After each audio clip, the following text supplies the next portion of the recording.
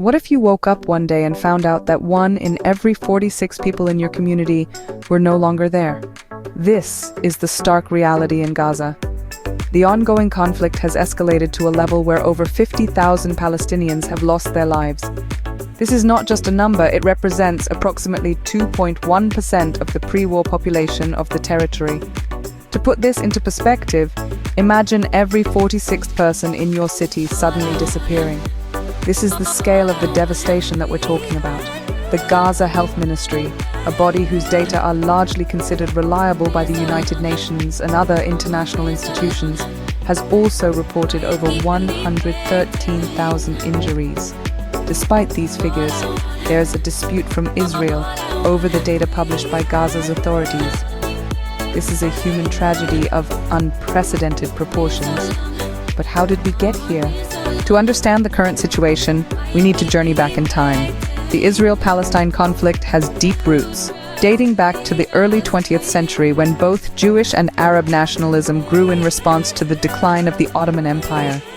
Over the years, this conflict has been marked by periods of relative peace and episodes of intense violence.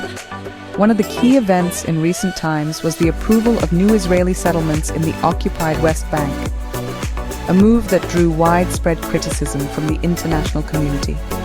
These settlements, considered illegal under international law, have been a major point of contention, exacerbating the already strained relations between Israelis and Palestinians. Adding fuel to the fire, Israel's cabinet approved a plan to depopulate Gaza. This proposal, sparked by US President Donald Trump, led to concerns of expulsion and potential violation of international law. The plan was met with profound resistance, escalating tensions further. In the midst of these growing tensions, ceasefire agreements, meant to bring temporary respite to the region, have been shattered time and again. Each broken ceasefire has brought with it a wave of violence, deepening the humanitarian crisis in Gaza. The conflict intensified when Iran-backed Houthi rebels in Yemen, allied with Hamas, launched missiles at Israel in solidarity with Palestinians. This led to renewed US strikes on the rebels, adding another layer of complexity to the already tangled web of Middle Eastern geopolitics. These events, along with a myriad of other factors, have culminated in the current crisis in Gaza. With over 50,000 killed and more than 113,000 injured, the situation in Gaza is nothing short of a humanitarian disaster. These events have set the stage for the current crisis in Gaza. So, what are the key takeaways from this situation?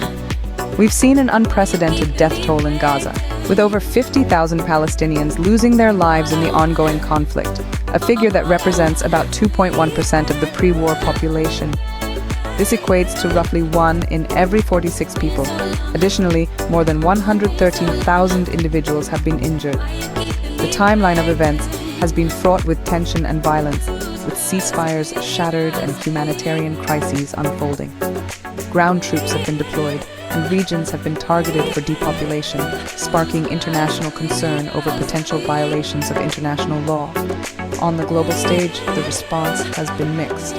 While the figures from the Gaza Ministry of Health have been recognized as reliable by the United Nations and other international institutions, Israel has consistently disputed these numbers. Meanwhile, new settlements in the occupied West Bank have drawn criticism, and missile attacks from Iran-backed Houthi rebels in Yemen have led to renewed US strikes. In the face of such staggering numbers and complex history, the question remains, what is the path to peace in Gaza? This is a question that we all must grapple with as the world watches and waits.